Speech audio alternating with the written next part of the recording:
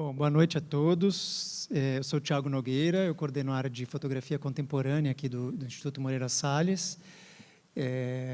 Sou também o curador, junto com Ohana de Cássia Santos, da exposição Que País é Esse?, a câmera de Jorge Bodansky durante a ditadura militar, que reúne, como vocês sabem, um pouco da produção cinematográfica, de TV, reportagens, fotografias, Super 8, produção visual do Jorge, especialmente nesse período ligado à ditadura, de 1964 a 1985.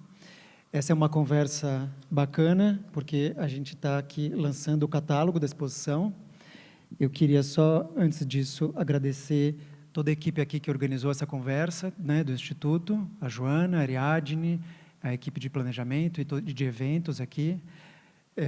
Queria também agradecer as nossas intérpretes de Libras, a Karina Oliveira, que está aqui do meu lado, e a Regiane Eufrazino, que também vai nos ajudar aqui a tornar essa conversa mais acessível.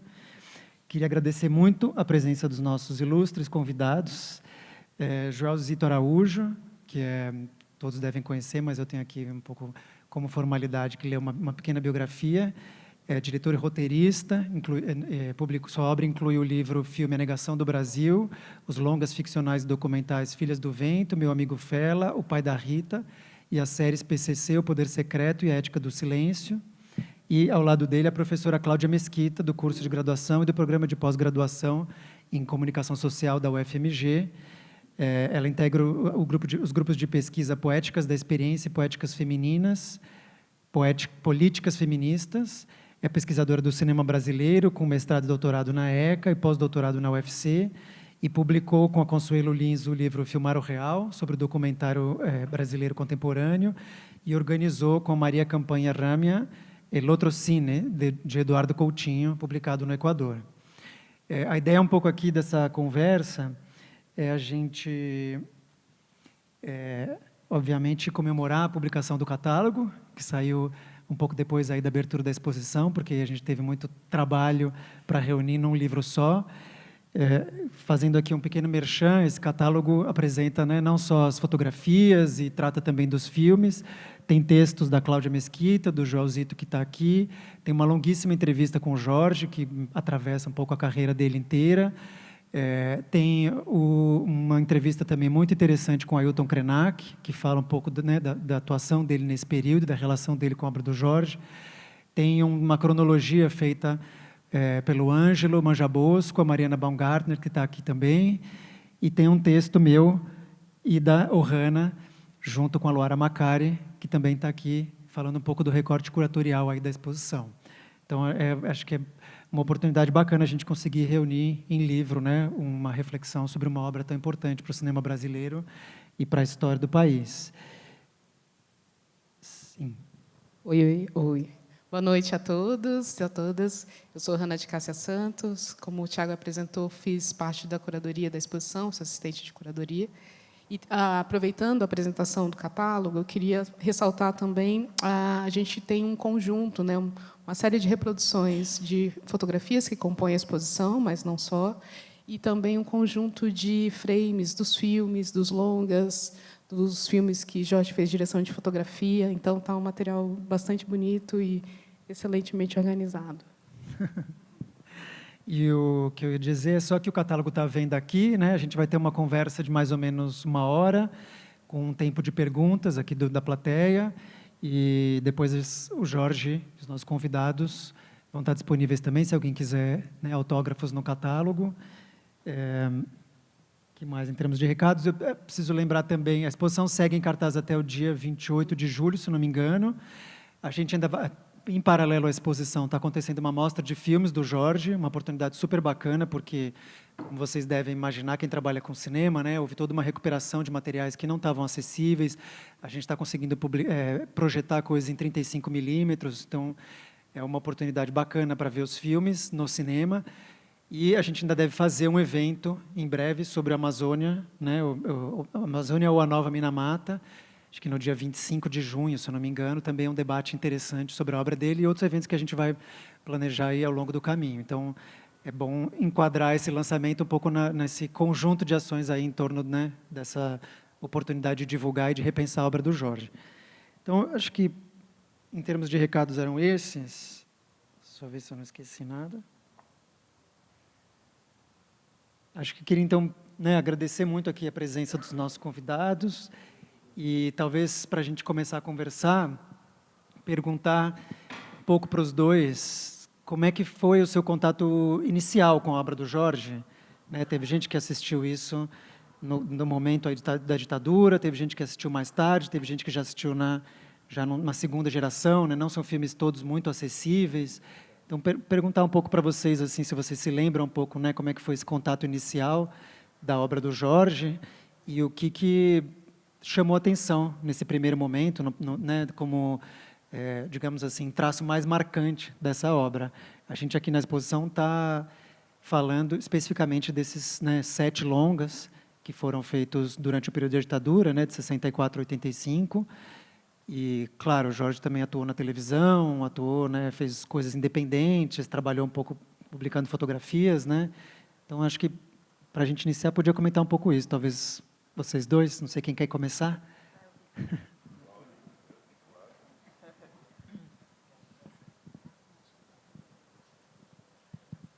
Olá, boa noite. É um prazer estar aqui, alegria grande, compor essa conversa ao lado de Joelzito, Tiago, o Hanna, esqueci o nome da moça que está ali, Karina. Enfim, agradecer ao Instituto pela oportunidade, pela ocasião de conversar sobre esse trabalho incansável, importantíssimo, do Jorge Bodansky, que motivou a exposição, que está belíssima, não sei se todo mundo já teve a ocasião de visitar, o catálogo também, maravilhoso. Então, estou tentando puxar aqui pela memória.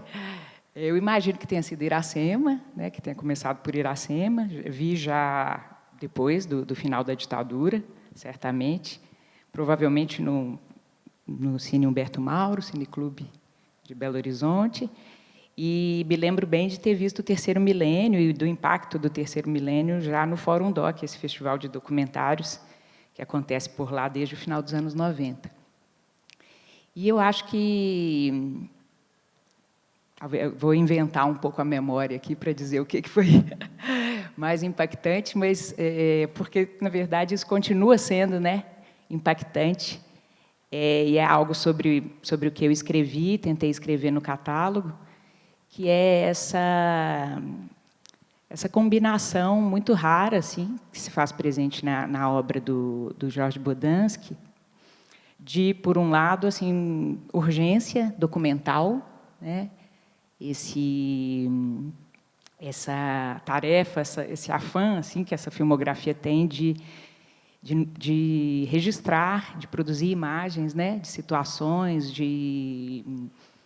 enfim, de espaços, durante a ditadura, de grandes empreendimentos estatais e dos impactos, desses empreendimentos sobre as vidas de milhares de pessoas, enfim. Então, por um lado, isso, esse senso de atualidade, de urgência, combinado com uma experimentação, uma invenção, uma criação dramatúrgica que é muito renovadora, vamos dizer assim, das formas documentais tradicionais. Então, isso eu acho que é muito raro e muito forte na filmografia do Bodansky. Ao mesmo tempo, esse se lançar, essa vontade de atualidade, de produzir imagens dessas situações, desses lugares, desses empreendimentos, enfim, dos quais circulavam pouquíssimas imagens naquele momento. E, por outra, as formas de abordagem, a maneira como se inventa, jeitos de apresentar, de mostrar essas situações. Acho que isso é muito incrível, e nesses 2 filmes já se coloca fortemente, no Iracema, certamente. E no Terceiro Milênio, interessante em relação ao Iracema é que o personagem, o grande personagem mediador, que produz faz os contatos, provoca, as pessoas filmadas, faz entrevistas, vamos dizer assim, é um personagem real, o senador Evandro Carreira, com uma grande, enfim, habilidade performática exuberante, capacidade discursiva e que, de alguma maneira, a atuação dele, mediando a relação entre a equipe e os filmados e filmadas, dispensa, vamos dizer, o artifício ficcional, né, a invenção de personagens que a gente vê no Iracema. Mas, bem, vou passar, depois a gente continua. Ouvir o Joel. Bem, boa noite a todas e a todos. É um prazer estar aqui. É um prazer me sentir promovido de fã espectador em fã comentador do Jorge Bodansky, pela Ohana, né, e pelo Tiago. E essa oportunidade de rever a obra do Jorge, né, me fez mergulhar um pouco também nas minhas memórias, e, enfim. E eu comecei, assim, o meu primeiro momento de fã do Jorge foi no momento que eu era do movimento cineclubista mineiro, no final dos anos 70. Nesse período teve 2 documentários, primeiro do Jorge e o outro do Renato Tapajós, Linha de Montagem, de que eu acabei virando sócio no final dos anos 80. Mas, especialmente, Iracema foi de um impacto muito grande para mim. Eu fui um daqueles que trabalhou na periferia de Belo Horizonte, no movimento cineclubista. A gente era um grupo de jovens e eu era, junto com um colega chamado Geraldo Carneiro, a gente tinha criado na nossa faculdade um cineclube e depois nós integramos um grupo que fazia um circuito operário de Belo Horizonte. E naquele período, inicialmente na minha faculdade, eu fiz psicologia na graduação, inicialmente a gente tendia muito mais a buscar os filmes na área da psicologia ou alguns filmes tradicionalmente de esquerda, assim. Mas tinha poucos, não tinha nenhum documentário brasileiro até então. O primeiro documentário que eu lembro trabalhando foi exatamente com Iracema, né? E, para mim, foi um impacto muito grande, né? E eu acho que não é à toa que o primeiro documentário profissional que eu fiz também foi um docudrama, 10 anos depois. Quer dizer, eu não conectava no passado, mas agora eu acho que tem essa conexão pelo impacto da linguagem do filme, não só o impacto do conteúdo, o conteúdo de denúncia, que foi o primeiro elemento forte do filme para todos nós naquele período. Mas eu lembro muito bem dessa circulação e dessa força do filme, né? É aí que o Jorge surge para mim, e mais tarde eu vou ver alguns outros filmes dele, o Terceiro Milênio, o Jari, e o segundo filme ficcional dele sobre aquela família alemã, os Muckers. Enfim, esse filme foi o filme que me despertou a atenção. Mas, de certa forma, agora, ao rever o filme, no período recente, antes da mostra, em uma noite promovida pela PASSE, que estava, inclusive, alguns colegas da PASSE que estão aqui presentes, né?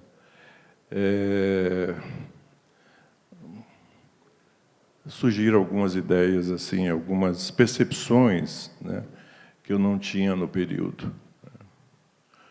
Uma percepção natural veio do personagem do Brasil, Tião Brasil Grande, né, e do personagem Iracema, naquele período, né. Quer dizer, o quanto que os 2 personagens são personagens contemporâneos da gente. E a percepção, o quanto que o Bolsonaro e o bolsonarismo, né, viraram uma espécie de vanguarda do atraso, no sentido de ressuscitar ideias tão fortes na minha juventude, né, da ditadura militar, especialmente as ideias sobre a Amazônia.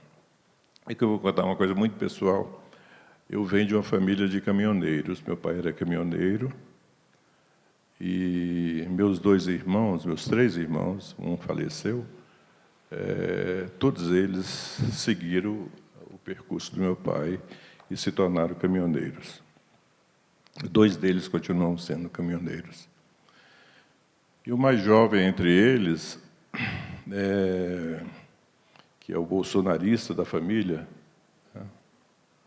assim, é incrível como ele seguiu o percurso do Tião Brasil Grande. Seguiu o percurso no sentido de migrar para a Amazônia, né, de ter um amante na Amazônia, que a esposa descobre, eles se separam por conta dessa história da Amazônia. Mas o mais curioso é que depois, um dia, o meu irmão, meu outro irmão, com quem eu tenho uma ligação muito forte, me liga e diz: você não conhece ninguém em Brasília para poder a gente salvar o nosso irmão? Eu falei: salvar o nosso irmão? Como assim? Não, porque o caminhão dele está preso por conta do tráfico, enfim, do tráfico de madeira ilegal, né? Enfim, eu falei: não conheço ninguém em Brasília, é um tema que eu também não procuraria. Mas, enfim, foi uma coisa meio complicada de lidar. Mas, enfim, eu estou trazendo essa memória para dizer o quanto que o mais novo da família, né, o meu irmão caçula, que hoje deve ter cerca de 45 anos, né, o quanto que ele, de certa forma, incorporava e dava continuidade ao personagem do Tião Brasil Grande, né? Ou seja, o quanto que esses 2 personagens são contemporâneos. Mas, quando eu revi o filme naquela noite, lá no Cine Biju, né, a coisa que mais me chamou, assim, de novo, que me trouxe a atenção, eu fiquei muito atento, especialmente à personagem da Iracema, né, por conta desse massacre, né, massacre não só físico, mas também cultural, né, em relação às populações indígenas da Amazônia. E aí uma cena lá me chamou muita atenção, que o Jorge pôde explicar para mim o que aconteceu, que está no artigo que eu escrevi, que é um momento em que a Iracema está trabalhando num restaurante de beira de estrada e de repente ela fica num canto assim do restaurante, assim, meio afastada, chorando, né? É perceptível que ela está chorando. A câmera registra isso, mas a câmera não explica a situação. E depois, quer dizer, a câmera oferece elementos para a gente pensar. Mas depois o Jorge me fez compreender aquilo que a Iracema, a jovem Iracema, evidentemente uma jovem de ascendência indígena e negra, né, enfim, sofria os mesmos preconceitos de grande parte da população brasileira com suas origens negras e indígenas. Então, ela chorou porque a direção do filme, porque o Jorge, e não sei se junto com o Orlando, pediram ela para, ali como atendente daquela lanchonete, de servir a dois jovens indígenas que estavam ali, né, sem vestido. Eles até lembram o Roberto Carlos. Foi ali, inclusive, que eu fiquei pensando o quanto que o Roberto Carlos tem um jeito indígena, tem uma ascendência indígena forte. E ela se nega a atender esses 2 jovens indígenas. Ela acha indigno da parte dela, porque ela não se considera indígena, e sofre uma certa pressão da direção do filme. Eu acho que é assim, né, Jorge? Depois você me corrige se eu estiver equivocado na minha compreensão. Mas ela resiste, não quer, e começa a chorar por conta da pressão em relação a isso. E, de certa forma, o pessoal... Eu não cheguei a ver o material do Krenak, né, mas eu gostaria de ver do Ailton Krenak sobre isso. Mas é muito interessante como como que esse filme, como Terceiro Milênio também, é um filme que registra essa assimilação, esse massacre ideológico em relação à população indígena. Tanto o massacre religioso, né, quanto o massacre da assimilação, de cortar as raízes, de cortar as identidades dessas pessoas. Mas, enfim, fechando essa primeira parte, eu revendo esses filmes do Jorge, especialmente esses dois, Terceiro Milênio e Iracema, né, eu fui vendo o quanto que ele foi vanguarda, né, no cinema documentário brasileiro. Foi vanguarda, não só uma vanguarda temática, porque, naquele momento, os outros documentaristas bem reconhecidos do período focavam no Centro-Sul, nas relações urbanas, no movimento operário, etc. E ele tem um olhar, do ponto de vista documental, pioneiro em relação ao que estava acontecendo na Amazônia, mas também o quanto que o trabalho dele traz formas inteligentes de fazer e de vanguarda de fazer documentários, né? No caso de Iracema, nesse hibridismo tão incrível que o filme chegou a disputar festivais de ficção e festivais de documentário. Em alguns festivais, ele foi convidado como um filme ficcional e não como documentário. Isso por um lado. Por outro lado, em Terceiro Milênio, naquele River Movie, ali está muito claro como também que o Jorge abraça o cinema observacional, o cinema direto, no acompanhamento do senador Pororoca, né? O Evandro era conhecido como senador Pororoca porque ele não parava de falar, né? Bem, então, assim, eu acho que nós, da minha geração de documentaristas, deve muito ao Jorge, né, o que ele trouxe para o cinema documentário brasileiro, né? Como antes eu não percebi, hoje é muito claro para mim que, em 88, quando eu vou fazer o meu primeiro documentário de média-metragem, que é um docudrama, e naquele momento não tinha a educação do É Tudo Verdade, da diversidade do É Tudo Verdade, para a gente se alimentar de formas e conteúdos, né? Como a partir do final dos anos 90, nós, amantes do cinema documentário, passamos a ter, né? Como que, provavelmente, ele está relacionado a esse início de carreira e algumas experimentações que eu fiz depois com o chamado docudrama. Então, quero aqui agradecer, né, em nome de uma geração.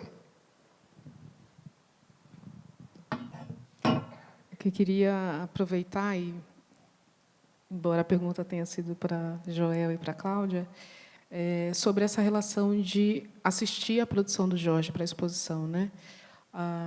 O trabalho que Tiago já vinha desenvolvendo em conhecer, se aprofundar no acervo que faz parte aqui do Instituto, também foi importante para que eu pudesse entender quais olhares a minha própria pesquisa e o meu repertório, né? Eu sou formada professora de artes, então a linguagem visual ela me detém em alguns pontos que também já foram comentados aqui, enquanto a imagem, o docudrama, como a gente foi investigando essas linguagens para produzir a exposição. Mas, assistindo ao conjunto, né, dos filmes, os 7 filmes que compõem as ilhas principais da exposição, foi muito importante. Inclusive, eu fui conhecer o Jorge, na verdade, por conta da Laís.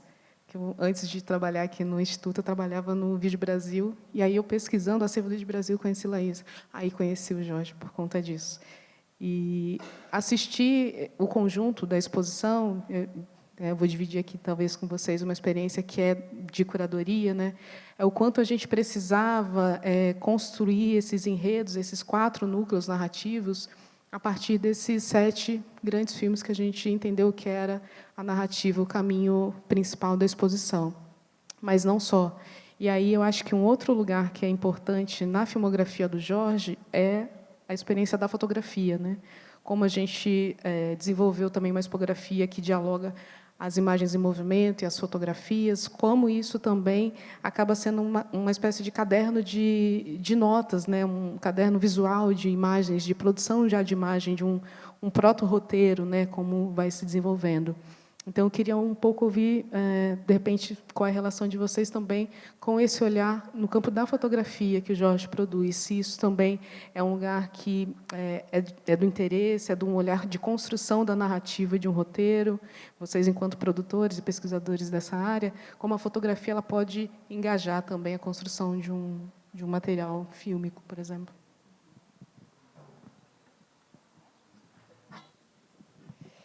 Estou conhecendo agora a produção fotográfica. Conhecia uma outra imagem do Jorge Bodansky como fotógrafo, né? Estou conhecendo agora com a exposição. Agradeço por isso. Mas é belíssimo o material, né? Tem várias características assim impactantes.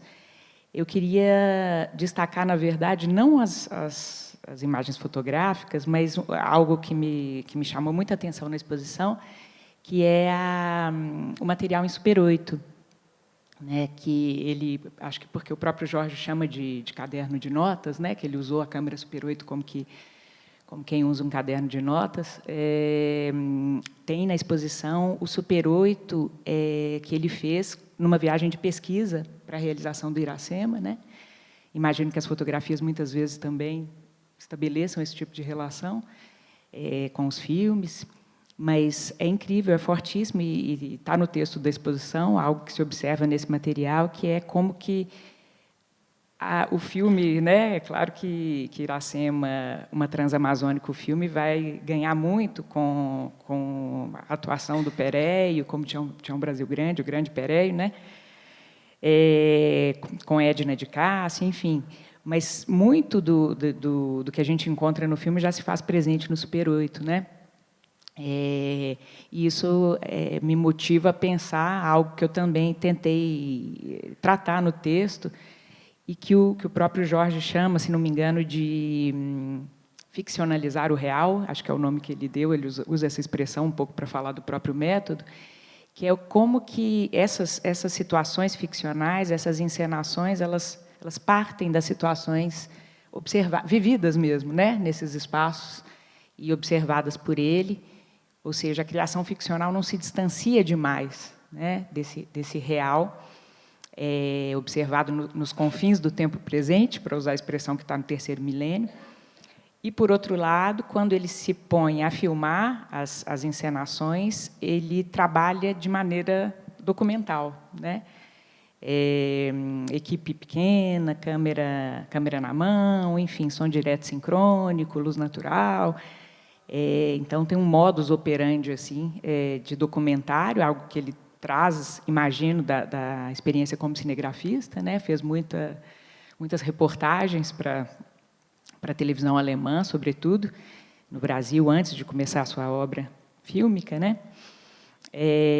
Antes e paralelamente, eu acho, né, Jorge, se não me engano. Então, queria destacar isso, o interesse desse material em Super 8, que, aliás, é incrível a gente ter a ocasião, a oportunidade, né, de ter acesso a esse material, e como que ele já traz em si muito do que o filme, Iracema, no caso, iria se tornar, né?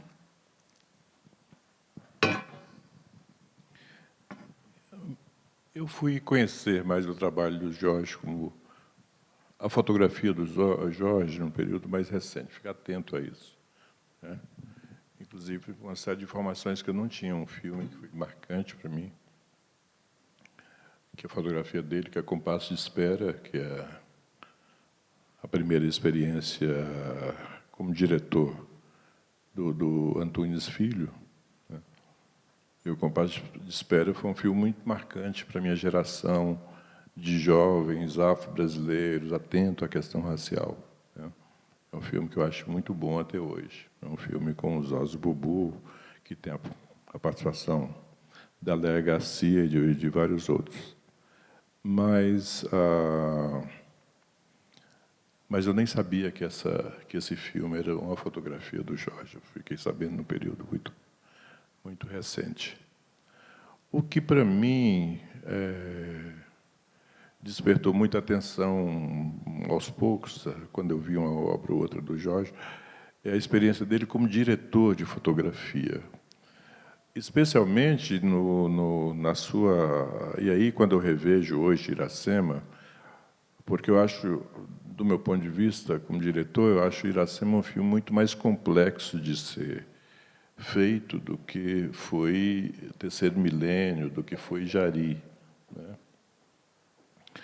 E, em especial, Iracema, porque Iracema ali tem um jogo com 2 atores conduzindo a história, o Pereio e a Edna, né? Tem aquela relação com a população ribeirinha, com a população na beira da estrada, né? Toda essa coisa que depois ele vai nos contar como fez, que ele dizia que ele acordava com a câmera no ombro e as pessoas não sabiam quando ele estava filmando, as pessoas se naturalizavam, né, com ele, com a câmera no ombro, e depois vendo os comentários dele,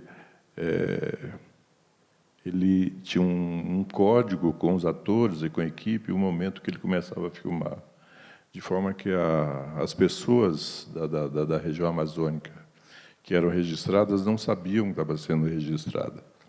Mas o mais incrível do trabalho do Jorge, aí, que eu acho que é uma coisa muito interessante, é porque ali, naquele momento em que ele vai fazer Iracema, ele já tem um amadurecimento enquanto diretor para poder não só fotografar, mas para poder montar, para poder cortar, enfim, isso é muito evidente, né? Muito evidente nessas experiências, especialmente essas 2, Terceiro Milênio e Iracema, mas Iracema eu acho mais rico, mais interessante, mais complexo, esse tipo de coisa. Então, hoje eu até acho que mesmo que naquele período as pessoas não tivessem o hábito de serem filmados, fotografados, essa coisa era um pouco distante, mas se não tivesse um diretor que reunisse essa possibilidade de dirigir, rodar, cortar, né, montar, né, aquela experiência não resultaria tão interessante como resultou o filme. Joel, pegando um gancho aí no que você está falando, até e complementando o que a Ohana, né, colocou, eu acho que, não sei se todo mundo sabe, mas através do processo de pesquisa dessa exposição, né, a gente conseguiu finalmente digitalizar todo o acervo do Jorge, as fotografias, então também é um pouco a primeira vez que esse acervo está sendo visto, olhado, entendido, né, e eu senti, assim, enquanto a gente trabalhava na exposição, que ficou muito nítida a acumulação de experiência do Jorge nessas diversas mídias para chegar num cinema tão complexo como você está falando. Desse uso da câmera dentro dos carros, né, como se fosse uma própria câmera que vai se deslocando no tempo e no espaço, tentando construir uma narrativa, até o senso de urgência nas reportagens, que eu acho que é uma coisa, né, ele vai filmar a América Latina, filma o golpe no Chile, né, um pouco antes do golpe no Chile, um pouco depois no golpe na Bolívia, estava trabalhando para a TV, depois ganha uma baita experiência com os diretores fantásticos, né, Compasso de Espera, o Hitler Terceiro Mundo, esses filmes, né, e vai sintetizar isso, acho que na produção fílmica, quando ele assume o protagonismo da direção. Eu ia perguntar o seguinte, se você, Cláudia também pode comentar, Joel também, um pouco mais a originalidade da invenção desse cinema. Você falou, ele inventa formalmente, né, se diferencia muito do que se fazia no cinema daquele momento. Então, talvez comentar um pouco mais assim, o que havia de original, e essa relação, inclusive, não só da capacidade de fabulação de um universo, da relação do real e da ficção, mas também do próprio equipamento, né? A gente comentou que o desenvolvimento técnico do cinema permitia coisas que a geração anterior talvez não pudesse realizar, né? E queria complementar, se vocês... A gente conversou um pouco, o Iracema é um documentário, é uma ficção e tal, né? Se vocês pudessem também, a partir disso, desenvolver um pouco mais essa ideia desse cinema, né? Onde está esse corte da ficção e do documentário? Porque eu acho que mesmo a gente pesquisando, é muito difícil, às vezes, um chama de semi-documentário, o outro de documentário, o outro de ficcional. É um trânsito que acho que até hoje a gente está tentando achar, né, onde é que a gente corta o que é um documentário, o que é uma ficção, o que é encenação, o que é a realidade ali, né? Também com a experiência de vocês no cinema, de uma forma ampla, se vocês pudessem comentar um pouco isso.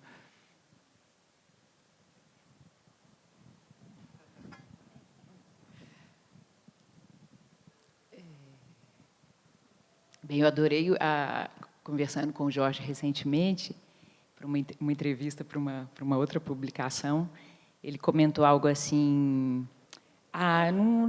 assim, eu não estava preocupado com isso, se eu estava fazendo documentário, se eu estava fazendo ficção, né? Eu estava fazendo, enfim, aquele projeto tal como ele foi imaginado, como ele foi possível de ser realizado, etc, etc.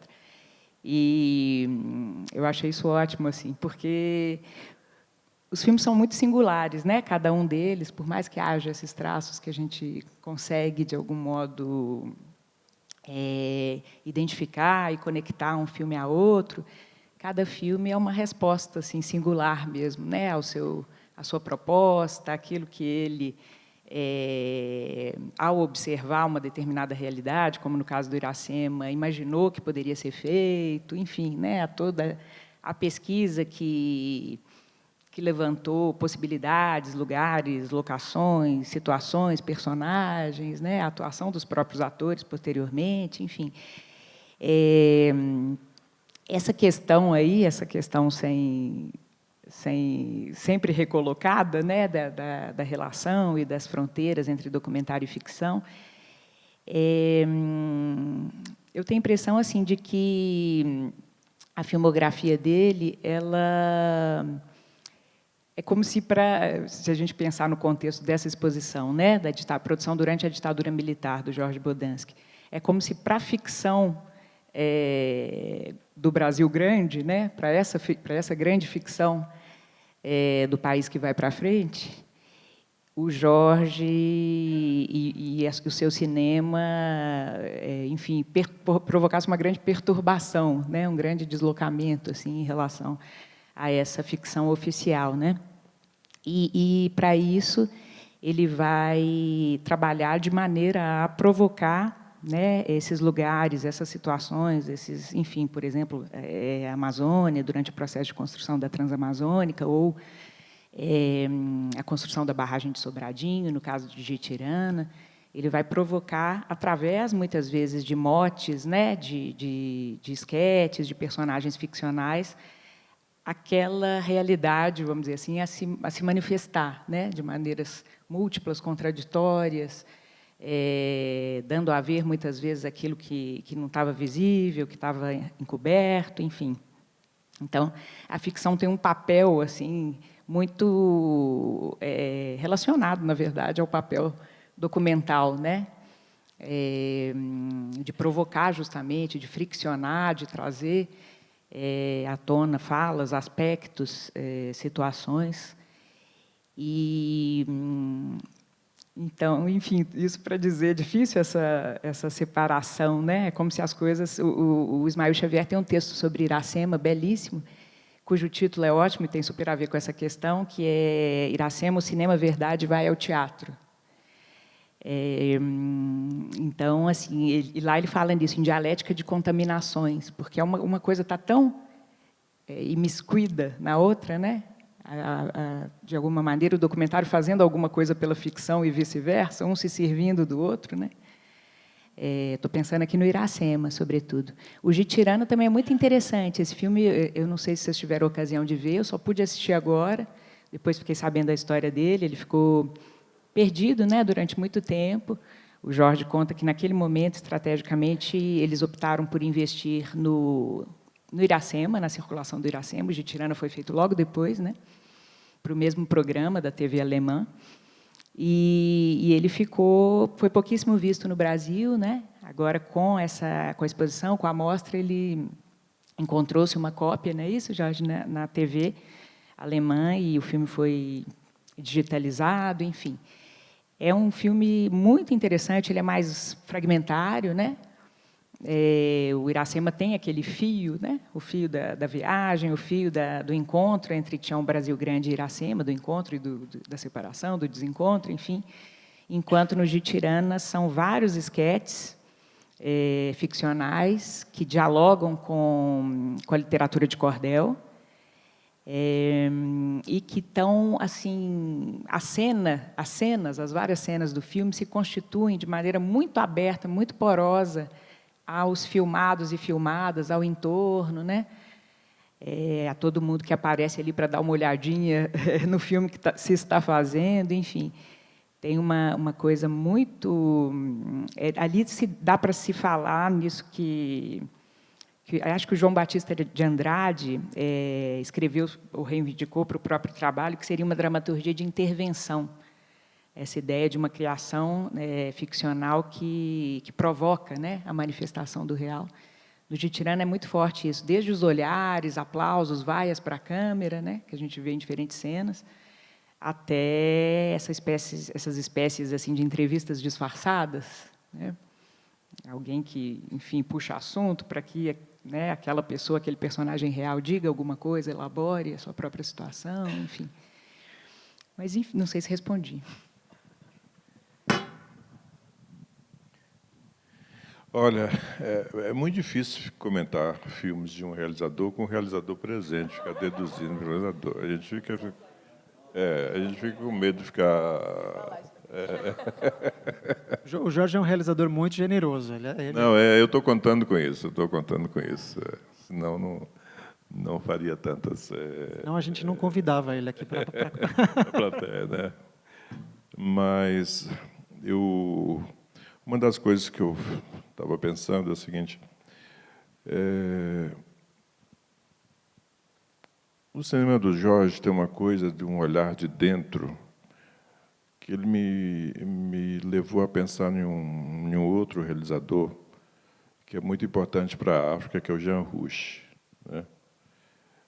E o Jean Rouch tem... Eu sou muito amigo do cinema africano, sou muito amigo dos realizadores africanos.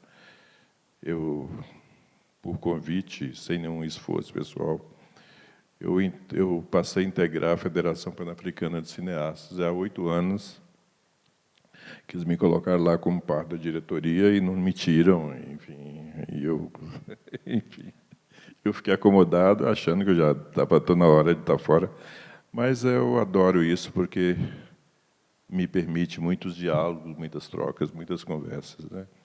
E eu conheço entre os cineastas africanos aqueles que amam Jean Rouch e aqueles que odeiam Jean Rouch.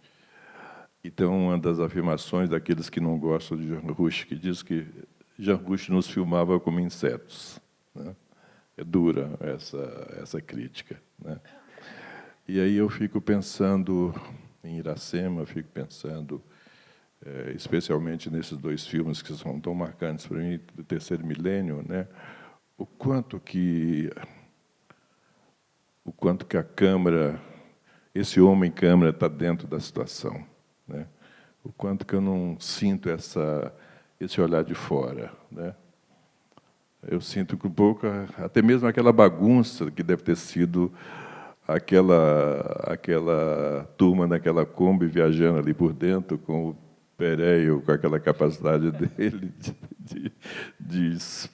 enfim, que me parece de fazer farra. Eu sinto assim um olhar de dentro, né? Muito forte o olhar de dentro.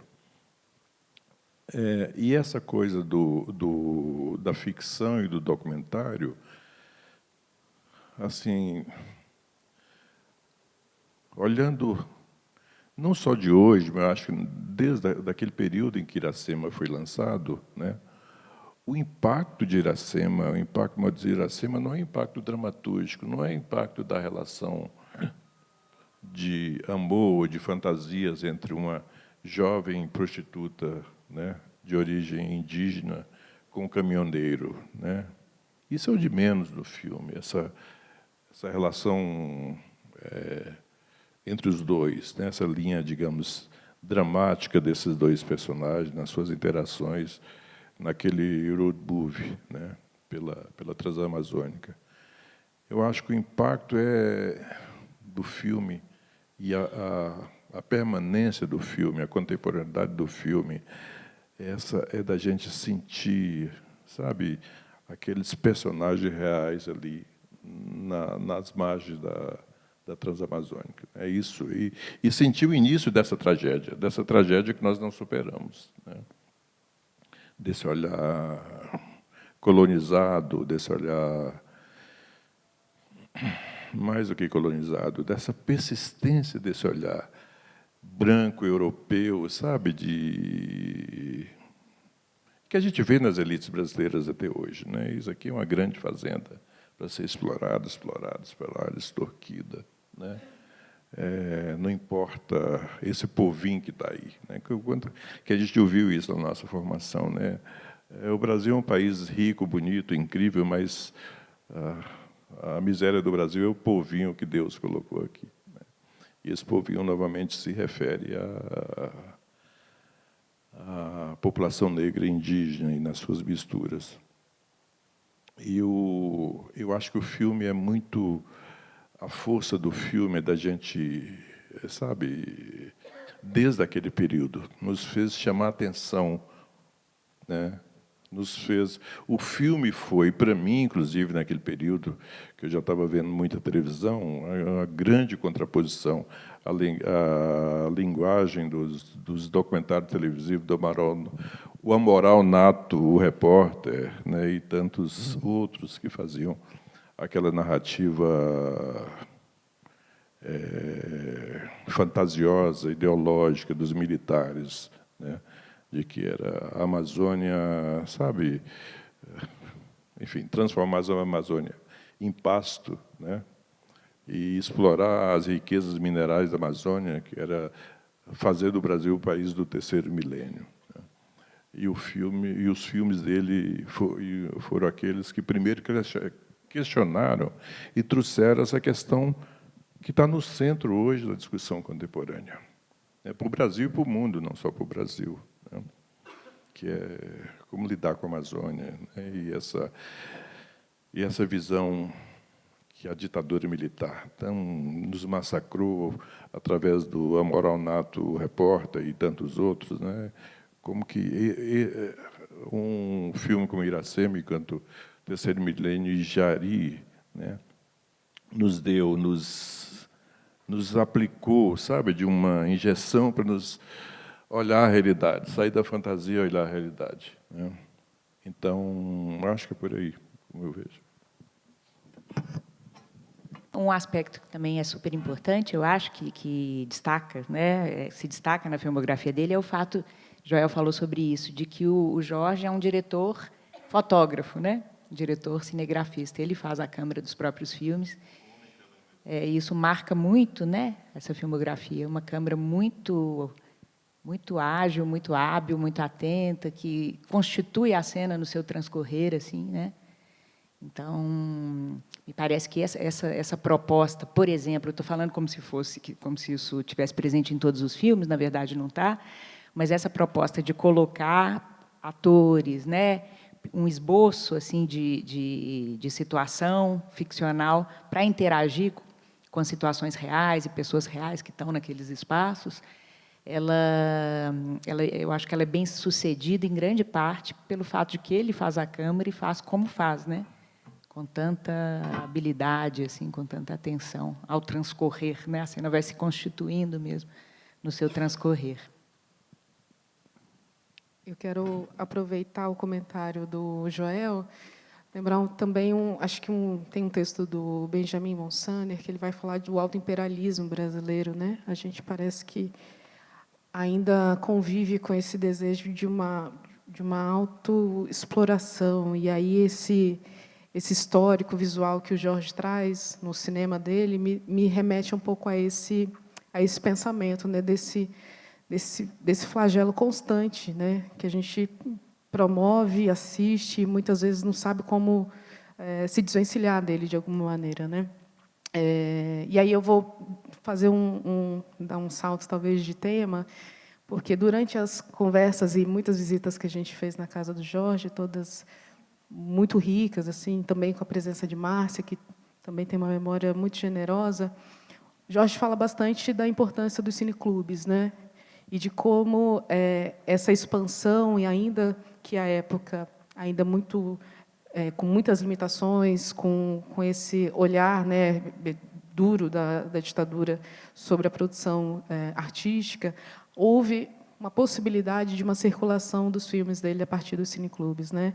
E o Dina Filmes, que era uma dessas empresas que fazia, né, esse empreendimento, que ajudava a fazer essa circulação, tem um documento bastante importante que mostra, né, em quantos espaços e a diversidade de espaços por onde os filmes passaram, né, desde associações religiosas, clubes escolares, enfim, inúmeros espaços, né? E aí eu queria ouvir um pouco de vocês, de repente, um pouco desse olhar de como essa possibilidade de circulação à época também promove um nicho mesmo de pessoas que puderam acessar e que hoje também são divulgadores da obra do Bodansky, né? Como é importante, de repente, a gente retomar esse lugar dos cineclubes como um espaço também de articulação política e visual para um cinema como o dele.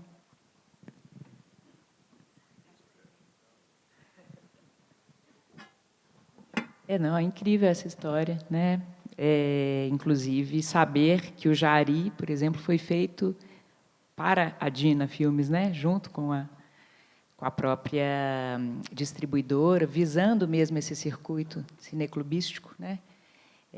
Jorge comenta na entrevista que está aqui na exposição também, que Tiago e Johanna fizeram com ele, que o filme Jari não foi feito para concorrer em festivais ou para ser exibido em salas comerciais, mas foi feito para ser debatido nesse circuito, né? Então, um circuito muito interessante nesse sentido de que os filmes eles são um pouco também meio, né? Os filmes não são o fim, mas eles são meio para uma discussão, para um debate. Então, é muito bacana pensar que essa filmografia dele teve esse papel, né? Politizador, enfim, que tem tanto a ver mesmo com ela. Acho incrível. Acho que no ano em que foi lançado na Dina Filmes, foi o filme de maior repercussão, de maior rentabilidade também, né? A gente estava vendo o Jorge, enfim, é um arquivista da própria história, maravilhoso, porque ele tem todos os papeizinhos, todos os recortes de jornal e tal. E a gente foi ver, ele tem a lista de todos os filmes daquele ano lançados, ranqueados pela Dina Filmes, né? E o Jari, assim, de longe, bateu um super interesse, que é, como você estava dizendo, atualíssimo, né, um filme. Não sabia de nada disso. Eu acho que o Jorge é uma espécie de Ruth de Souza da direção do cinema. Que a Ruth também era assim. A Ruth guardava tudo e anotava tudo. Bem, eu não tenho muito a acrescentar. Enfim, eu, de fato, vivi o meu início no cinema no momento que eu nem sabia se eu tinha possibilidade de me tornar diretor de cinema. Eu vivi intensamente o cinema pelo movimento cineclubista, tanto como espectador quanto como ativista do movimento cineclubista, né? E que naquele período ali, no final dos anos 70, no início dos anos 80, até o final dos anos 80, tinha muita força. Inclusive, uma pessoa com quem eu dividi um barraco em Belo Horizonte. Nós que somos... Por que você chamou dois mineiros para esse negócio? Depois você me explica isso, mas não preciso explicar agora, não. Mas em BH, os estudantes alugavam essas casas que as pessoas construíam no fundo, uma pequena casa, a gente chamava de barraco, né? Barracão. Então, um amigo meu, ele foi para a Itália, que era do movimento cineclubista, e, por ser do movimento cineclubista, ganhou uma bolsa para a Itália com o movimento cineclubista para estudar. Eu fiquei morrendo de inveja dele nesse período. Mas, assim, isso é só um retrato da força que era o movimento cineclubista como um confronto ao discurso e à narrativa da ditadura militar nesse período, né? E uma coisa que eu queria complementar em relação ao cinema do Jorge sobre a Amazônia é que nós temos de olhar para a história da esquerda brasileira, né? O quanto que a esquerda demorou a entender a questão da Amazônia. Tem um livro que é uma literatura básica para mim, que eu recomendo a muita gente, que eu inclusive cito intencionalmente no texto que eu escrevi para o catálogo, de um historiador que era da Universidade de Brasília, agora está aposentado, chamado Vitor Leonardi. O livro dele chama Entre Memórias e Esquecimentos. a história dos sertões no Brasil, uma coisa assim, tem um subtítulo. Mas o título central é um título muito poético, muito bonito, Entre Memórias e Esquecimentos. Não, Entre Árvores e Esquecimentos. E ele é um historiador, ele vai discutir nessa obra o quanto que a historiografia, tanto de direita quanto de esquerda no Brasil, né, ignorou o extermínio indígena na história brasileira. Porque, de certa forma, direita e esquerda participavam dessa ideia de progresso, dessa ideia de culturas atrasadas, dessa ideia de que os índios estavam condenados mesmo a desaparecer, né?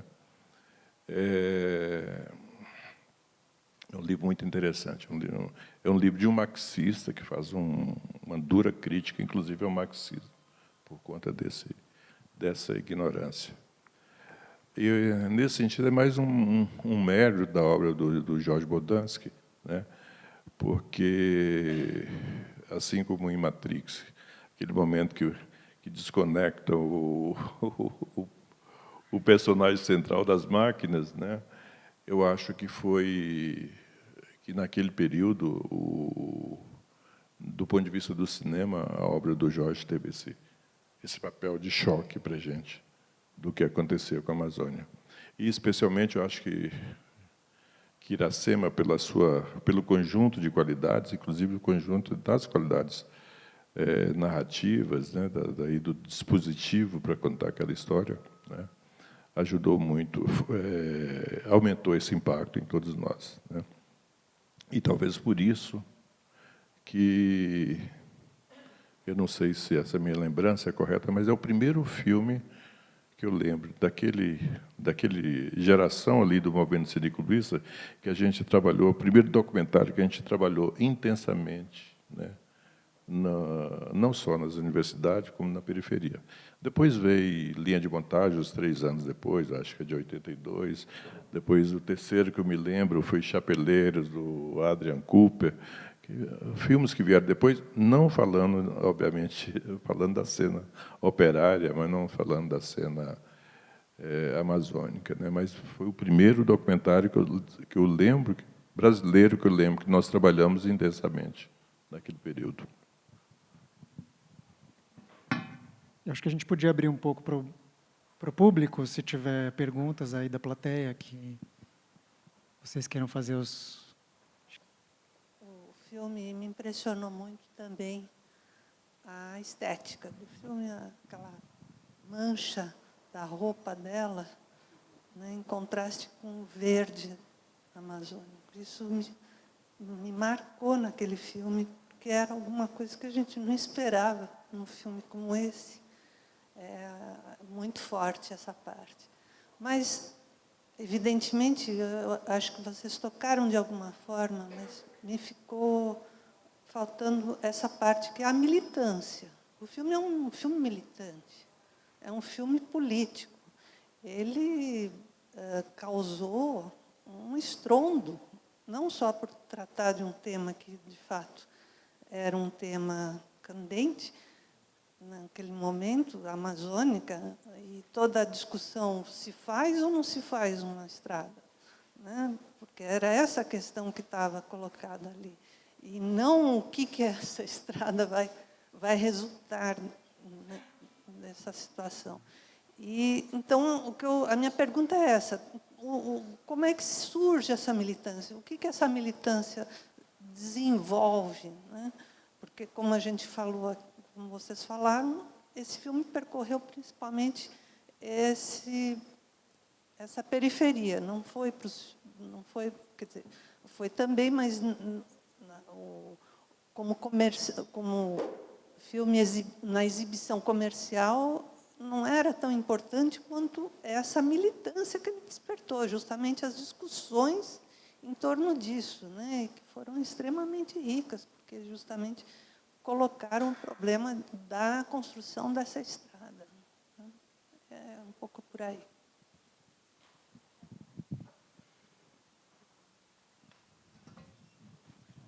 Olha, O movimento sindicalista naquele período era um movimento de militância mesmo, né? As nossas escolhas eram muito mais, pelo menos a minha vivência em Belo Horizonte, estou falando de uma vivência específica de BH, mas eu acho que não devia ser muito diferente do que ocorria fora, em São Paulo e outros lugares. Mas as nossas escolhas eram escolhas de filmes de debate político, de filmes de questões contemporâneas relativas ao que a gente estava vivendo. A temática da liberdade, a temática da luta contra a ditadura, né? E depois e a obra do Jorge surge como no cinema como filmes que vão nos ajudar a visualizar o que estava acontecendo na Amazônia, né? Mas era efetivamente mesmo esse era o ponto. Todos nós do movimento cineclubista, todos nós éramos militantes universitários, né? Todos nós estávamos ligados às nossas correntes, às nossas tendências, né? Mas, embora, pelo menos no período que eu participei, a gente não tinha disputa de correntes dentro do movimento clubista mineiro, não. Enfim, mas tinha esse ponto de um olhar de esquerda, o ativismo de esquerda como centro. Acho que é importante lembrar que o Iracema, para quem não sabe, teve censurado no Brasil. No filme foi uma luta para conseguir que esse filme, né, fosse reconhecido como um filme brasileiro, inclusive. O Jorge fala muito bem disso. O filme foi feito com o apoio da TV alemã, e aí, oficialmente, o Brasil tentava justificar a censura com a desclassificação brasileira do filme. Então, demorou para que ele pudesse acessar o cinema assim, no comercial, os festivais e tal, mas eu acho que essa relação, que talvez seja, né, muito importante, que, inclusive aconteceu com o Getirana também, né, censurado, até hoje, um filme, a gente agora conseguiu uma cópia. Isso tem a censura oficial e depois tem a censura também da desidratação desse cinema ativista na própria história do cinema, né, porque a gente acaba não tendo acesso a esses filmes. Mas acho que essa questão dos cineclubes, de como esse cinema colocava perguntas, né, e questões para o Brasil, era fundamental, porque aí é onde as coisas realmente se movimentavam e estavam sendo debatidas, né? Eu acho até interessante, quando a gente reviu, assim, como o Jorge conseguiu, muitas vezes, trazer pontos de vista muito complexos e variados também para dentro desse cinema. Apesar de ser um cinema absolutamente ativista e militante, né, ele muitas vezes ouve as várias partes, tem uma maneira em que ele constrói os paradoxos do país, sem necessariamente, talvez, fazer um cinema que ilustre e que seja discursivo, assim, num ponto de vista, né? Me chamou muito a atenção muito revendo filmes assim para a exposição, né? Ele consegue trazer o conflito e as disputas de visão que estavam em jogo ali dentro do país e colocar essas vozes para debater dentro do cinema. E você se posicionava ali de acordo, às vezes, inclusive, você adere a um personagem e, de repente, você fala, opa, peraí, o que eu estou fazendo aqui com essa... Né? Porque esse cara se mostra enfim. Então, acho que isso era muito interessante, né, também, como não era um cinema de uma complexidade que colocava os paradoxos do país para serem debatidos mesmo, né? Não sei se você quer falar um pouquinho, Cláudio. Se tiver mais uma pergunta, pode levantar a mão, tem várias. Então... Não, e ao encontro do que você disse bem, o fato de que é um cinema que muito mais, né, é claro que ele é posicionado, né, mas não é como se fala assim para o cinema dito engajado ou militante, um cinema que pretende, vamos dizer assim, de uma maneira muito direta intervir assim naquela situação, né? Acho que a filmografia do Jorge Bodansky, talvez o Jari seja mais um filme mais assim, né, e não por acaso foi feito em associação com a Dina para circulação neste circuito cineclubístico e tal. O Jari tem esse tipo de construção, por exemplo, alguém dizendo devastação na Amazônia, que devastação, um dos participantes da comissão, né, parlamentar de inquérito, como assim devastação? E daí ele monta essa fala, monta a imagem aérea, né, uma das aéreas ali que o Jorge fez do projeto Jari, enfim, então tem ali um claro procedimento, né, de contradizer e de esvaziar o discurso oficial sobre a Amazônia, enfim. Agora, em um filme como Iracema, é muito interessante, e é nesse sentido que eu falava em dramaturgia, uma dramaturgia documentária, talvez seja melhor dizer assim, né? Que está para além, vamos dizer, do fio condutor, da historinha de Tião Brasil Grande e Iracema, e que se preenche, se completa na própria filmagem, né? No momento em que, a partir daquelas interações e situações, outras pessoas vão dizer também, né? Vão dizer alguma coisa que a gente não sabe muito bem, quando está filmando, o que vai ser dito.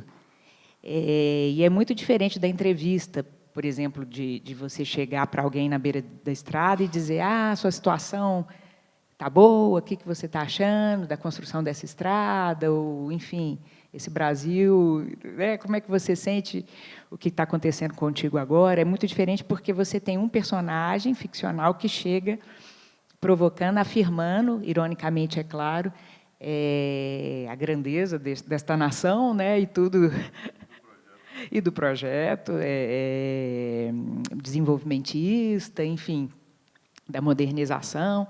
E como que as pessoas, enfim, respondem, atuam em relação a isso, né? Você vai ter desde a concordância, né, de personagens que são alinhados, assim como o personagem do Tião Brasil Grande ao regime militar, enfim, até a resistência, que vai aparecer em cena sob a forma, às vezes, só de olhares, né? De olhares, de gestos. Eu me lembro da cena em que o Tião Brasil Grande, na madeireira, enquanto os trabalhadores descarregam o caminhão, ele está lá deitado, super folgado, tecendo loas à nação brasileira, ao país que vai para frente, e os trabalhadores pegando pesado e olhando assim com gravidade, assim, né, com seriedade, com constrangimento para ele. E, por vezes, na fala também isso vai se manifestar. Não está tão bom assim, não, né? Não é bem assim, né? Mas, enfim. Márcia, desculpa. Não, depois eu quero que o Jorge fale um pouco também. Tem uma coisa assim intuitiva, forte, Iracema, que eu intuo que é intuitivo.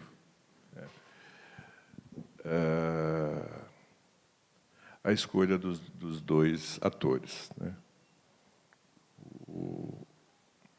O Péreio e a Edna, né? Eu já vi os comentários do Jorge sobre a Edna, que ele não queria uma atriz de teatro do Centro-Sul, né? Que ele queria uma pessoa amazônica, que ele vai lá num programa de auditório e chega e bate o olho na Edna e fala: é ela que eu quero. E, de fato, eu fico imaginando o quanto que a Edna, junto com o Péreio, né, aquela capacidade do Péreio, de fato, de ser aquele gaúcho, motorista de caminhão, defendendo a ditadura militar, né? Esse dispositivo é incrível, né? Com aquela menina que é uma menina amazônica, que todas aquelas pessoas ali na beira da estrada, com certeza batia o olho para ela e imaginava ela como uma daquelas jovens que se tornaram prostitutas de beira de estrada. Quer dizer, o quanto que eu imagino que teve de elemento intuitivo da força do encontro desses dois para ser os condutores dramáticos da história, né?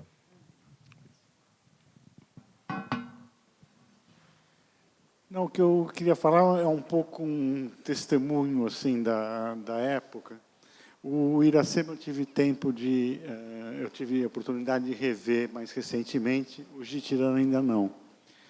Eu acho assim, grande parte do impacto dos filmes do Iracema, quer dizer, aqui já foi super falado, a maneira como foi enfocada a Amazônia, que é um discurso completamente diferente, assim, mas, formalmente, são dois filmes que foram absolutamente revolucionários.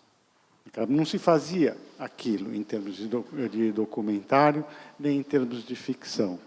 Por exemplo, assim, já tinham havido sei lá, experiências no cinema brasileiro, e mesmo no neorrealismo italiano, de se fazer filmes com atores populares. Mas, por exemplo, de usar um ator... O Pereio já era um ator super conhecido na época, com papéis importantes, interagindo dessa maneira, daquela maneira, ou seja, levantando... É uma narrativa absolutamente, uma atuação absolutamente dialética. Isso não existia na época, nem na ficção, nem no documentário. Eu lembro, o Gitirana eu não consegui ver ainda, rever, mas eu lembro quando a gente foi ver o Gitirana, a gente saiu entusiasmado também, porque ele, de uma certa maneira, ele tinha o que o Iracema fazia, só que era uma viagem no imaginário nordestino. Assim, tipo, então tinha o episódio que tem da... Eu acho que é a Conceição Sena com o diabo, a mulher que enganou o diabo, que não sei o que. Era absolutamente incrível aquilo. E a gente viu assim, ou seja, assim, era o Iracema, o que o Iracema fazia do ponto de vista, de uma certa maneira, mais realista, mais lidando com a realidade, eram procedimentos que o Gitirana fazia no nível mais psicológico e cultural. Então, foram assim, eram duas experiências assim absolutamente inovadoras. Eu acho que assim mudou a cabeça de todo mundo sobre o que era documentário e o que era ficção. Eu até gostaria depois de saber, se eu tiver tempo de falar, se o Jorge tiver, como foi a passagem do Iracema para o Gitirana. Assim, tipo. A gente podia reunir mais uma pergunta aí.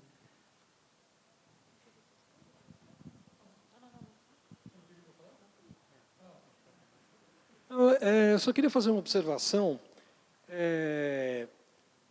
Entre as inúmeras coisas interessantes que o Joel falou, e seu nome agora, e a Cláudia falou também, uma coisa me chama a atenção, que é um pouco o desprezo pela história do filme, do Iracema.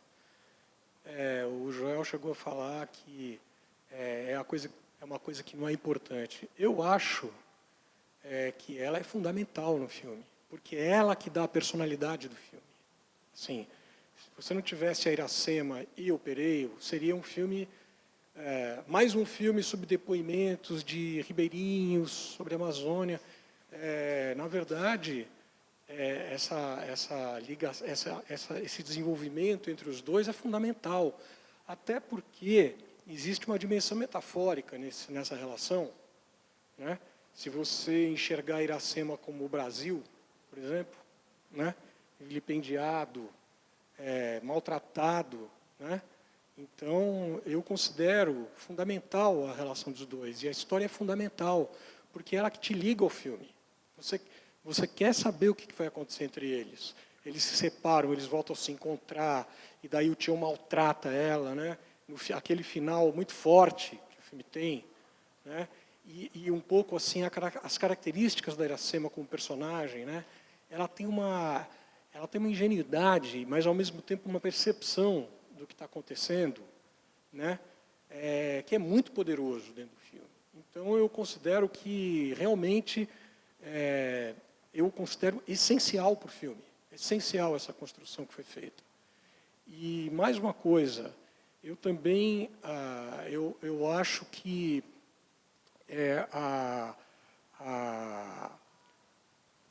a gente não tocou no nome do Orlando Senna, mas o Orlando Senna era um cara de teatro, né? Era um cara de teatro que o Jorge pode falar melhor, que eu vi uma mesa dos dois, acho que o ano passado, faz um tempo já, faz um ano, foi muito interessante, os dois falando sobre o filme, porque realmente ele também deve ter contribuído com esse aspecto do filme, esse aspecto dos atores, a Conceição, que está incrível no filme, né? E parece que ela ajudava na preparação também. Então, a Conceição está fantástica no filme. Ela está incrível. Então, e também tem esse lado patriarcal que o filme mostra, né? Quer dizer, essa opressão para uma menina, né? Essa opressão que é exercida para uma menina, que era um Brasil muito bruto, né? Muito bruto. Continua, né? A gente está vendo aí tudo o que está acontecendo. Então, assim, isso me marcou muito. Eu me lembro que eu vi o filme com uns... Acho que eu devia ter 15 anos, porque eu vi numa sessão fechada, talvez você se lembre, no Lazar Segal. Uma sessão muito fechada no Lazar Segal. Eu já era cineclubista, porque eu tinha fundado um cineclube no meu colégio, e eu fiquei muito impressionado com o filme, muito impressionado, porque foi a primeira vez que eu vi aquele fogaréu na Amazônia, aquela destruição. Esse foi um lado também, mas, enfim, eu queria falar um pouco dessa relação entre os dois, que eu considero muito importante o filme. É isso. Eu acho que a Márcia queria comentar uma coisa aqui também. Quer comentar, Márcia? Você pode só usar o microfone para ter... Tem mais uma pessoa aqui, né? Ah, tá bom. Boa noite, gente. Eu vou tentar ser breve, porque acho que o tempo já está indo. Mas a minha questão, na verdade, ela vem um pouco de uma metáfora, enfim, de uma reflexão que o Tiago traz no texto do catálogo, né, sobre a exposição, né, nessa síntese geral da exposição, que traz o conjunto desse incêndio, né, na estrada em Minas Gerais, que é um pouco esse retrato, né, da exposição que está na capa do catálogo, está na entrada da exposição, um pouco desse conjunto como uma metáfora desse Brasil que o Jorge agencia ao longo do trabalho dele, né? Eu queria um pouco, talvez, que vocês trouxessem, talvez o Tiago, enfim, as outras pessoas, de como, de que Brasil, né, de alguma maneira, de que Brasis o Jorge dá conta, né, no trabalho dele, de como, qual que é essa relação, né, como que se constrói essa metáfora, do que o Jorge está mobilizando, né, entre esse trânsito da fotografia e do cinema, para falar de Brasil. Eu queria entender um pouco como essa relação se constrói na visão de vocês, né, através do trabalho do Jorge.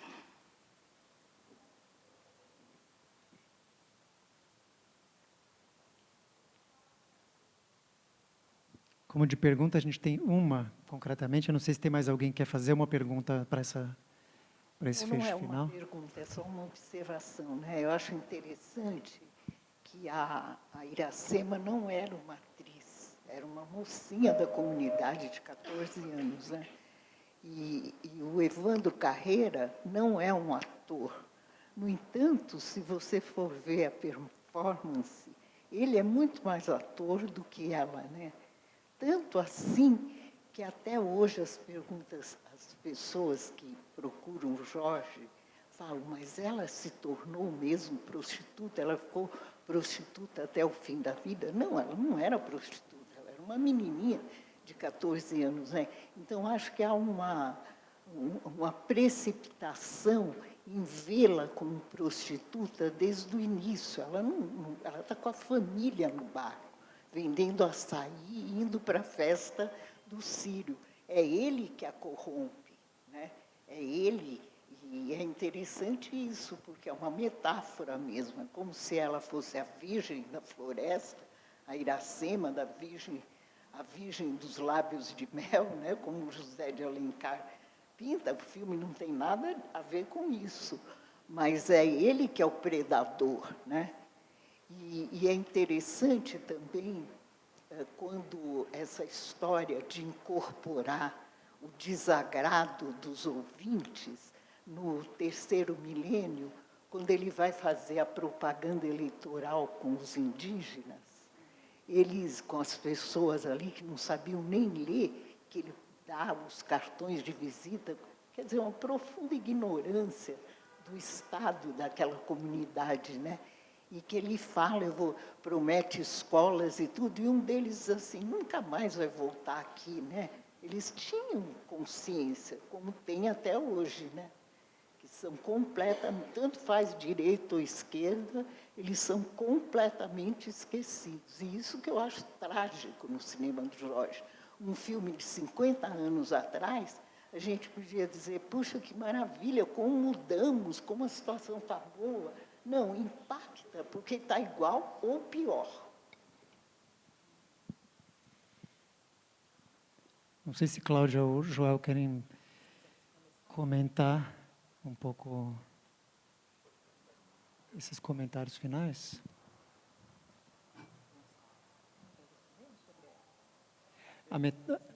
A metáfora, Luara...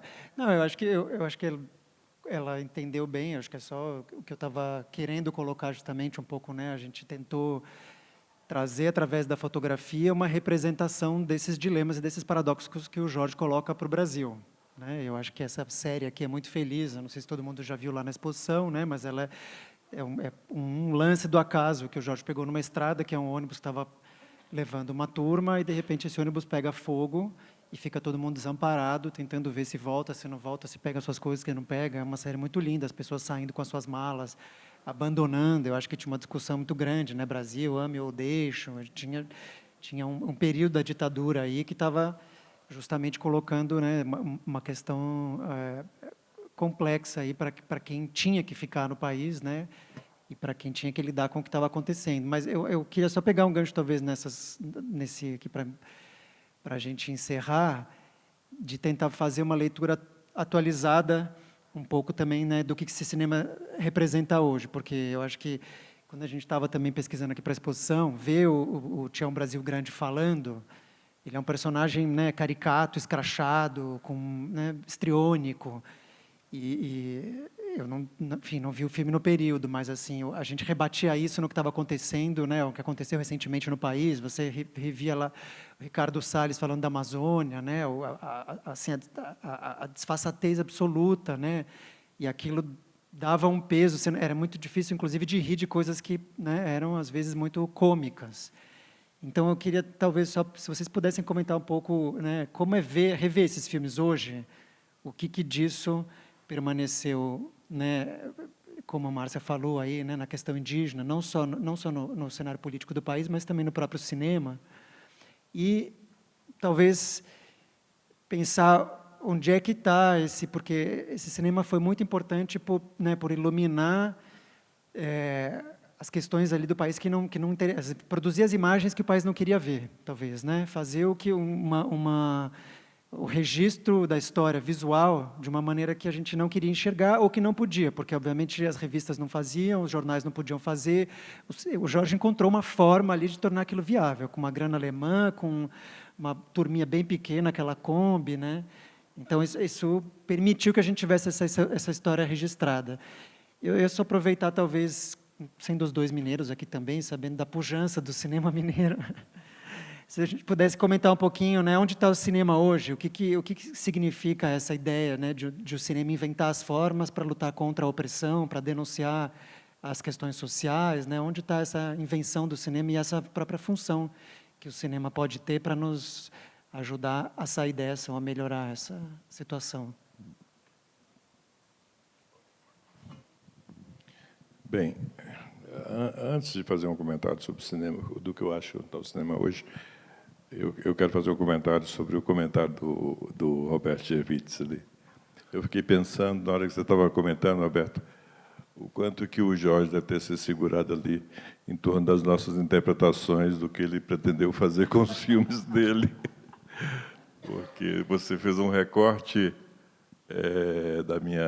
uma interpretação, um recorte da minha fala, que eu acho que foi mais para enfatizar e para valorizar a parte dramatúrgica, a parte da atuação dos personagens, a criação dos personagens.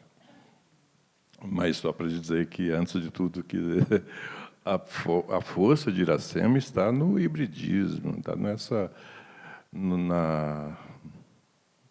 na junção. É tão incrível de forma e conteúdo, é óbvio que sim, né? Mas eu acho que, efetivamente, e agora, quando eu recebi as obras do Jorge para ver, eu fiquei, assim, me impressionou, né, o conjunto de olhares, né, que o Jorge trouxe naquele período sobre a Amazônia, nos colocou em contato, sabe, com um profundo drama que estava nascendo ali, né? A minha afirmativa está nesse sentido. Bem, eu realmente, sabe, quando eu fico pensando no cinema hoje, eu fico com saudade e com vontade de reinventar o cineclubismo no Brasil, né? Porque a gente vive em um momento tão diverso, né? Tão diverso de formas, de conteúdos, de mídias, né? Embora me surpreenda, na noite de terça-feira fria, essa quantidade de gente que vem aqui ao Instituto Pereira Salles para falar da obra do Jorge, mas eu sinto que a gente não tem hoje aquela pujança que tinha naquele período da segunda metade dos anos 70 e dos anos 80, né? De encontrar formas alternativas de se contrapor às narrativas dominantes através do cinema, que o cineclubismo nos permitiu isso, né? E hoje eu fico, enfim, eu me sinto massacrado pelo domínio da extrema-direita com suas narrativas usando das mídias audiovisuais, né? E me sinto massacrado e preocupado porque é óbvio que eles usam, eles têm uma moralidade nas construções narrativas, né, que o nosso humanismo de esquerda não nos permite contrapor à altura do jeito deles de trabalharem isso, né? Mas, então, eu não sei muito onde está o cinema hoje, não, sabe, nesse sentido. E eu, na verdade, acho que tem muitos realizadores, muito interessante, e, como sempre, surge a cada dia novos e novas realizadoras, né? Contemporâneos, falando de questões contemporâneas, né? De emergências humanas, como atualmente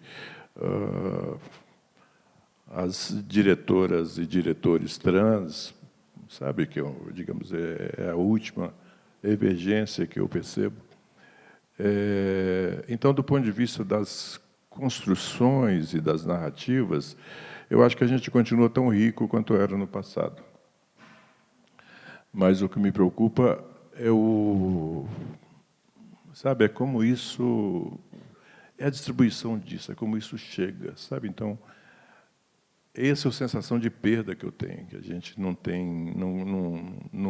foi capaz, não tem sido capaz de construir esses ambientes de recepção, né, dessas criações contemporâneas sobre as questões contemporâneas, né? Então, o cineclubismo, naquele período, circulava pelo interior do país. As cidades médias tinham cineclubes, né? E hoje tem muita gente que usa filmes e etc., mas eu não vejo essa contraposição. Então, eu tenho um certo sentimento de perda e de derrota e de não saber ainda quais são os caminhos para a gente reagir a esse massacre contemporâneo, em que, efetivamente, a grande narrativa é a narrativa da extrema-direita, que é uma narrativa totalmente, como eu já disse, amoral, hipócrita, né, mas, ao mesmo tempo, ágil, rápida, para construir e impor a narrativa de qualquer coisa, sabe? Enfim, basta ver que a família, o clã Bolsonaro é um dos mais corruptos que passaram, o quanto que as milícias são corruptas, etc. E esse povo bate no discurso da honestidade, sabe? O Lula, que é o ladrão, etc., etc. Enfim, é isso. Queria também reagir rapidamente ao comentário do Roberto, né? E você, como é que se chama? E do Kiko. Sim, eu concordo que seja muito importante a história, o relacionamento entre, né, os dois personagens principais. Eu acho que eu só diria assim que ele não teria essa importância, essa força e esse potencial, vamos dizer assim, alegórico, né, o metafórico, não fosse a relação com a realidade, né, imediata, enfim, filmada junto, né, com o próprio percurso assim do casal, né? Claro, então é isso, essa ideia de que uma coisa depende da outra de tal forma, uma coisa serve à outra de tal maneira, e a complexidade do filme está nisso, né? Por outro lado, tinha um outro comentário que eu ia fazer, mas acho que eu esqueci. Ah, bom, onde está o cinema é difícil de dizer, né? Onde estamos hoje, enfim. É difícil dizer. Eu acho que, claro, no contexto, se pensarmos no contexto amazônico, a grande força dos cinemas indígenas, né? No Brasil, acho que é uma das incontornáveis forças aí da filmografia brasileira hoje, são os cinemas indígenas, muito múltiplos, né? E, por outra, eu sinto assim, nessa questão do jogo entre documentário e ficção, esse tipo de jogada aí, né? Em parte da produção, isso se dá de uma forma que eu acho é muito diferente do modo como se dá na filmografia do Jorge Bodansky durante a ditadura. Porque ali, por isso que eu falei que é me fazer referência à fala do Kiko também, porque ali acho que é essa questão da força dialética, assim, da relação entre documentário e ficção que notabiliza mesmo, né, do contraste, vamos dizer assim. Por mais que acho que é impossível você dizer, isso é da ordem do documentário, isso é da ordem da ficção, nesse sentido de como que as duas coisas estão provocando uma a outra. O contraste entre, por exemplo, né, a atuação do Péreio, a atuação da Edna, né, e as atuações documentais das muitas pessoas, as auto-mise-en-scènes, né, para falar como ali dos filmados e filmadas, em si, é uma coisa de grande força, assim, né, uma aposta que não se faz muito hoje, por exemplo, na filmografia mineira, que trabalha com as atuações das pessoas que não são atores profissionais, né? Muitos deles não são atores profissionais, que trabalham histórias, narrativas a partir das experiências vividas por essas pessoas e que, nesse sentido, enfim, está ali construindo alguma coisa nessa fronteira, né, entre documentário e ficção, mas não com essa aposta, me parece, no contraste, na dialética, em cena, né, no caso da filmografia do Bodansky, não é nem na montagem, é em cena, esse contraste se coloca e potencializa muita coisa, né? A Luara trabalhou com a gente na exposição, estagiária do Núcleo de Curadoria, foi uma incentivadora e uma pesquisadora muito especial, muito particular para a gente pensar, inclusive, como a gente torna a exposição, o conjunto da exposição, tangível para um público que possivelmente não viveu e está acessando os conteúdos do cinema do Jorge a partir da exposição. Tendo também, lógico, o festival, né, toda a programação da equipe de cinema aqui do Instituto, mas como a gente está, dentro da exposição, também buscando o olhar de um público que lê nos livros de história um discurso que talvez só se concretize quando você está numa exposição que apresenta as imagens construídas a partir desse olhar, né, desse homem-câmera que esteve literalmente no território, observou aquele território e construiu um discurso que fosse possível alcançar a gente no presente. E a exposição ela está sempre com esse artifício, né, de nos questionar no presente, que país é este, né? Este que a gente ainda está vendo, está tentando encontrar as nossas narrativas, os nossos desafios morais, políticos.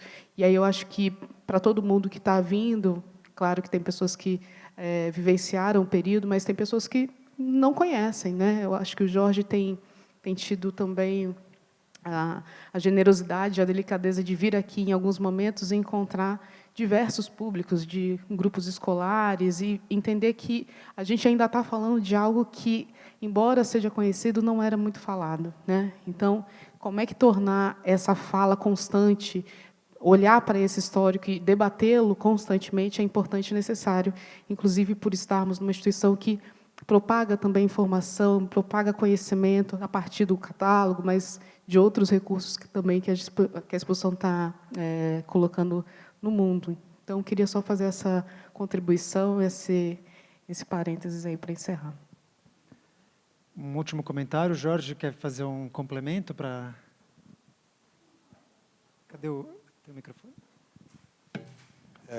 Queria dizer o seguinte, né? Quando a gente começou com a ideia de fazer essa exposição, que já tem alguns anos, a grande questão era como é que a gente vai enquadrar isso, né? Porque tinha Super 8, tinha filme, tinha Hi8, tinha foto, foto digital, foto, enfim, todos os formatos, em uns 50 anos, né, de material ali. Não, isso aí vai ser uma atrapalhada. Como é que a gente vai organizar isso, né? Então, o grande lance da curadoria, né, de vocês, foi estabelecer o período, né? Não, nós vamos falar, primeiro, de política, e, segundo, do período da ditadura militar, que são 60 anos que aconteceu esse evento da ditadura militar. Então, esse foco, né, na política e na ditadura militar é que acho que é o grande achado dessa curadoria, dessa exposição. Então, eu queria só agradecer a todos vocês e, principalmente, a todos que participaram na criação dessa exposição fantástica, terem conseguido transmitir de uma forma tão clara, a gente vê aqui na discussão, e eu acompanho de vez em quando as pessoas que vão à exposição, né? Vamos dizer, a gente está conseguindo passar o recado, né? As pessoas ficam espantadas, questionam, querem saber mais, então acho que vocês acertaram. Muito obrigado.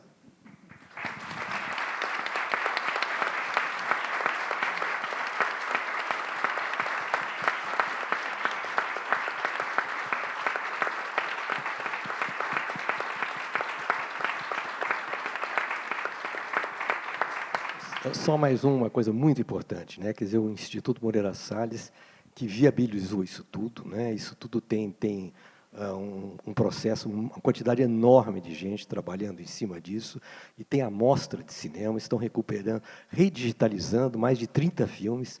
Quer dizer, toda a minha obra só é possível se tornar visível e discutida aqui porque ela foi restaurada, ela voltou a ser colocada em condições de pesquisa, o que também está no site, né, para os pesquisadores, né? Então, e ainda um grande lance, nós estamos restaurando o filme Iracema a partir do original, que foi encontrado na Alemanha, e vamos fazer depois, no segundo semestre, um relançamento desse filme, se possível, trazer a Edna para cá também, para essa discussão, mas se não fosse essa possibilidade de fazer esse conjunto todo, ao mesmo tempo, é que que possibilita essa discussão e essa avaliação do que a gente viveu e como é que a gente pode enfrentar isso daqui para frente, né? Porque a gente está repetindo, né? Acho que está tão claro o que está acontecendo de novo aí, que foi o período da ditadura. Talvez hoje é mais fácil a compreensão, porque a ditadura, você tinha os militares, você era contra ou era a favor. Mas isso aí a gente só vê enxergar hoje. Naquela época era muito difícil de enxergar isso, né? E talvez a gente está vivendo um período parecido também, né? A gente tem um inimigo que não está muito claro pela frente, mas a gente tem essa experiência, né? Então, acho que vale a pena lutar. Vale.